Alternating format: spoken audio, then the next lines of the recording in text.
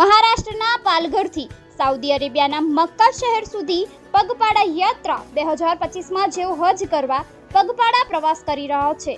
સનાબેન અંસારી અને તેમની સાથે તેમના પતિ અજીમ અંસારી બંને પતિ પત્ની સાથે મહારાષ્ટ્રથી Gujarat, Rajasthan, Delhi, Haryana, Punjab, Pakistan, Iran, Iraq, Kuwait, Saudi Arabia આમ 5 કન્ટ્રીનો પ્રવાસ કરી 2025માં બંને પતિ પત્ની હજ કરશે.